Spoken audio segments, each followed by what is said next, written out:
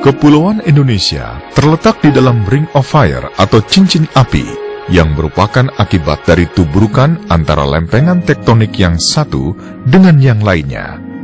Benturan tersebut menciptakan subduction zone, di mana lempengan yang satu bergeser ke samping dan mengarah ke dalam bawah lempengan yang lainnya. Jauh di bawah permukaan, lempengan yang bergerak naik menghasilkan magma yang menjadi sumber energi vulkanik. Ring of Fire menyediakan sumber daya panas bumi yang dapat dipergunakan untuk membangkitkan listrik. Kapasitas sumber daya geotermal di Indonesia diperkirakan melebihi 27 gigawatt. Potensi tersebut merupakan 40% potensi geotermal di dunia.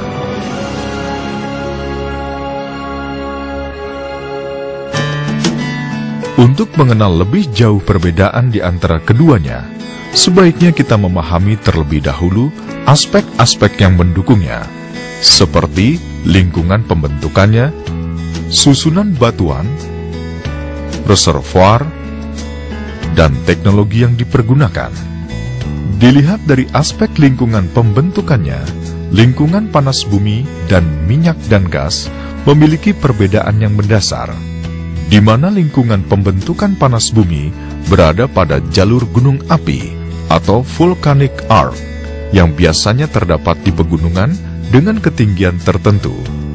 Sedangkan minyak dan gas berada pada daerah cekungan busur belakang bumi atau back arc basin yang biasanya terdapat di daerah dataran rendah dan lautan.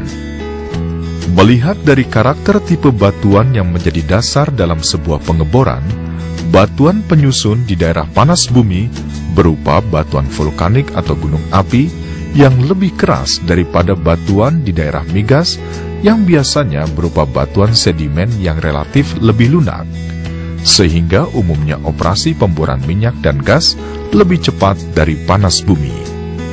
Bila dianalogikan, minyak bumi atau panas bumi yang terkandung di dalam perut bumi memiliki wadah atau rumah. Di dalam perut bumi yang menjadi rumah bagi minyak bumi atau panas bumi disebut batuan reservoir. Batuan reservoir adalah wadah di bawah permukaan yang bisa mengandung minyak, gas, dan panas bumi tentunya. Kandungan dalam reservoir panas bumi pada umumnya terdiri atas H2O, uap dan air, sedangkan untuk minyak bumi adalah hidrokarbon, minyak, dan gas. Secara umum, teknologi yang digunakan oleh keduanya tidaklah berbeda. Perbedaan yang mendasar adalah pada jenis pahat yang digunakan. Karena batuan di area geotermal adalah batuan keras, maka dipergunakanlah pahat bertipe insert. Sedangkan di area minyak dan gas, lazim digunakan pahat dengan tipe Miltone yang dipergunakan untuk batuan yang lunak. Secara umum, operasi pemboran panas bumi lebih lama dari migas, karena formasi batuannya lebih keras. Oleh karenanya, operasi pemboran panas bumi tidak menyebabkan kerontokan formasi, sehingga tidak akan menyebabkan semburan seperti di pemboran minyak dan gas. Panas bumi merupakan sumber energi panas yang terbentuk secara alami di bawah permukaan bumi. Sumber energi tersebut berasal dari pemanasan air bersama unsur-unsur lain yang dikandung panas bumi yang tersimpan di dalam kerak bumi. Pemanfaatan energi panas bumi ramah lingkungan karena unsur-unsur yang berasosiasi dengan energi panas tidak membawa dampak lingkungan atau berada dalam batas ketentuan yang berlaku. Panas bumi merupakan sumber energi panas dengan ciri terbarukan karena proses pembentukannya terus-menerus sepanjang masa selama kondisi lingkungannya dapat terjaga keseimbangannya.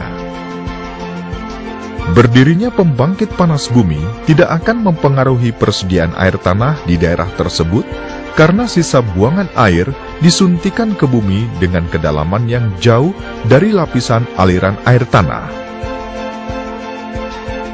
Air yang terkumpul dalam rekahan di dasar bumi adalah air yang berasal dari hujan yang terjadi di beberapa tempat yang jaraknya dapat mencapai puluhan kilometer dari lokasi pemanfaatan panas bumi.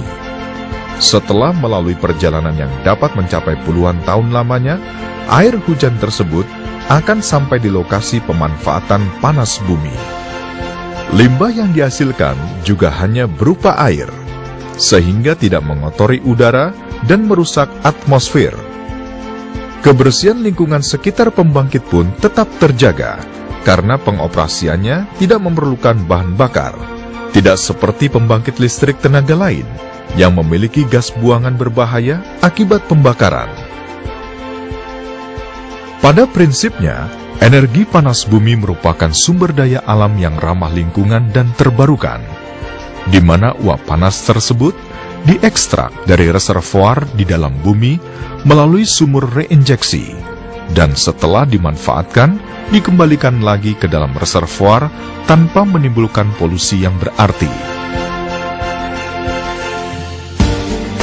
Selain sebagai sumber listrik, energi panas bumi juga bisa dimanfaatkan dalam dunia agroindustri.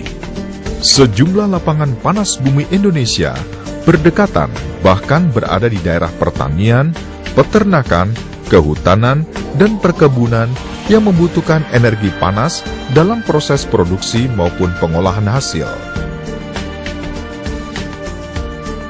Energi panas memang paling dibutuhkan dalam proses pengeringan, pengawetan, sterilisasi, pasteurisasi, pemanasan, dan sebagainya.